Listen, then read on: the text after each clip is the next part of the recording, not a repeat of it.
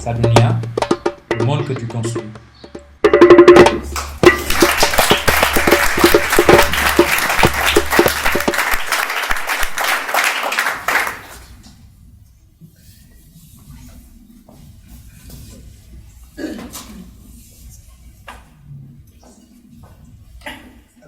Bonsoir à tous et à toutes.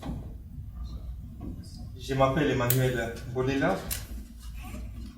Je suis là ce soir pour parler de ce livre, Réfugiés, une odyssée africaine.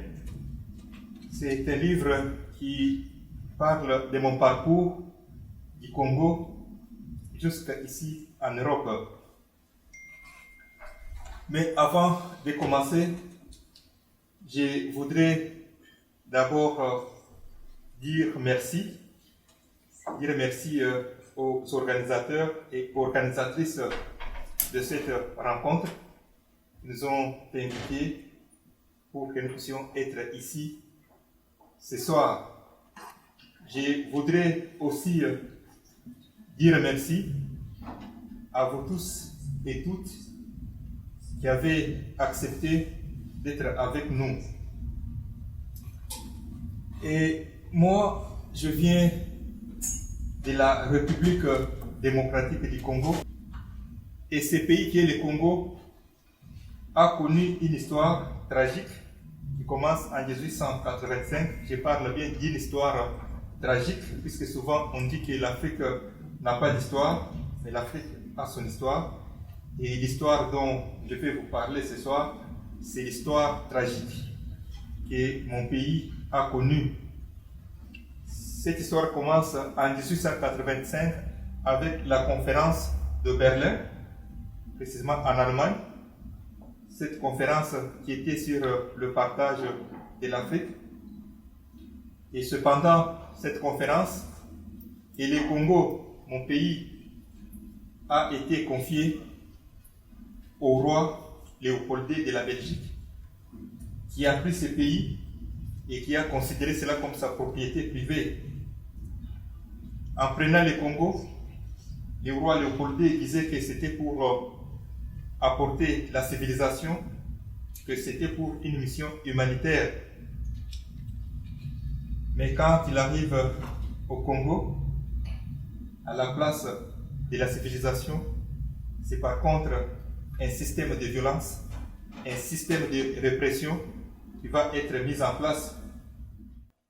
Voilà la civilisation et les colonisateurs et les rois Léopold II ont apporté au Congo. Nous arrivons dans les années 1956. Vous savez, ce sont les années de l'indépendance partout en Afrique. C'est-à-dire qu'il y a eu les mouvements de l'indépendance qui a commencé dans beaucoup de pays de l'Afrique. Et au Congo, mon pays, ces mouvements étaient portés par Patrice Emery Lumumba. C'est lui notre leader qui a beaucoup lutté, qui a beaucoup combattu pour que le Congo accède à l'indépendance. Et en 1961, Lumumba fut assassiné par les colonisateurs belges avec la complicité de services secrets américains. Je m'étais engagé dans la lutte pacifique avec l'espoir de voir le changement s'instaurer dans notre pays.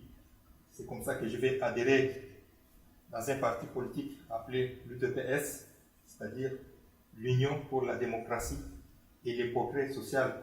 C'est un parti qui a été fondé en 1982 et qui a beaucoup lutté contre la dictature de Mobutu, contre la dictature de Kabila père et Kabila fils. Mais c'est cette lutte, c'est cet engagement politique qui va me conduire sur le chemin de l'exil, où je vais vivre beaucoup de violences, beaucoup d'atrocités, qui m'ont poussé à écrire ce livre dont je vais vous lire un court passage. Pourquoi je l'ai écrit. En chemin, j'ai non seulement vécu une histoire, mais j'en ai aussi entendu et connu bien d'autres. Ce sont ces histoires que je veux raconter ici, celle des temps de l'exil. J'ose espérer que le récit de ce long et pénible parcours pourra servir à celles et ceux qui pourraient à leur tour être contraints de suivre ce chemin comme j'ai été forcé de l'emprunter, laissant derrière moi les êtres qui m'étaient le plus chers et que pour certains, je ne reverrai plus. Cet écrit se veut un cri en faveur de ces femmes, de ces hommes et surtout de ces enfants sans voix que j'ai rencontrés, subissant toutes sortes d'atrocités qu'aucun mot ne peut exactement décrire ni traduire. Je les ai vus violés, torturés et abandonnés. J'en ai vu certains mourir. Je les ai laissés errant désespérément ça et là, ne sachant à quel saint se vouer. Je voudrais aussi interpeller les hommes et les femmes de bonne volonté des nations européennes, afin que les générations futures ne connaissent plus cette injustice. Plus jamais ça. Et il faut dire aussi que celui-là, depuis la publication de ces livres, nous avons créé une maison d'hébergement. Donc, on a créé un projet au Maroc, c'est la maison d'hébergement de femmes migrantes, puisque chaque fois que les femmes migrantes arrivent au Maroc, comme je viens de le dire, elles n'ont pas de place où dormir, elles sont exploitées par des réseaux. Et nous avons créé cette maison où nous arrivons à offrir un logement temporaire et d'urgence aux femmes. Oui, Esther est là. Esther était partie au Maroc, elle y va régulièrement. Elle a visité ce projet et je crois que je vous laisse. Elle peut bien vous expliquer plus que moi ce que la vie au Maroc pour ce projet de femmes. Pour moi, je crois que je finis. Je vous remercie. Et après Esther, s'il y a des questions, je peux toujours répondre. Encore une fois, merci beaucoup.